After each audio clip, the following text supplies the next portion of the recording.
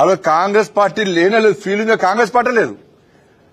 నా రేవంత్ రెడ్డి గారు లేరు, నా ఉత్తమ్ కుమార్ రెడ్డి గారు లేరు. ఏ రోజు వీళ్ళు ప్రశ్నించలే, ఏ రోజు ఒక లేఖ రాలే, ఏ రోజు ఒక ఉద్యమం కూడా చేయలే కాంగ్రెస్ పార్టీ. ఆ రోజు ఉద్యమం చేసాడు చూపట్టమని సవాల్ చేస్తున్నా. మీరు గనక కేసీఆర్ అన్యాయం చేస్తున్నప్పుడు, ఆంధ్రప్రదేశ్ తెలంగాణ రాష్ట్రానికి అన్యాయం చేస్తున్నప్పుడు కాంగ్రెస్ పార్టీ ఏ రోజన్నా ఆ రోజు ఉద్యమం చేసినట్టు చూపడితే నేను దేనికైనా సిద్ధం. ఫీల్డ్ మీద కొట్టాడింది మేము, కేసీఆర్ మెడల్ వంచింది మేము, కేంద్రం ద్వారా ఒత్తిడి తీసుకొచ్చి తెలంగాణకు అన్యాయం జరగకుండా తెలంగాణ రాష్ట్రాన్ని కాపాడుకున్నది మేము.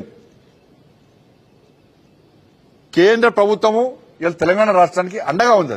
రెండు రాష్ట్రాల మధ్యలో భేదాభిప్రాయాలు ఉండొద్దు, విభేదాలు ఉండొద్దు, సమన్వయంతోని సామరస్యపూర్వకంగా న్యాయం జరుపుకునే విధంగా ఉండాలని చెప్పి కేంద్రము ఆ రోజు స్పందించి తెలంగాణ రాష్ట్రానికి అన్యాయం జరగకుండా చూసింది కేంద్ర ప్రభుత్వం, మోడీ గారి ప్రభుత్వం.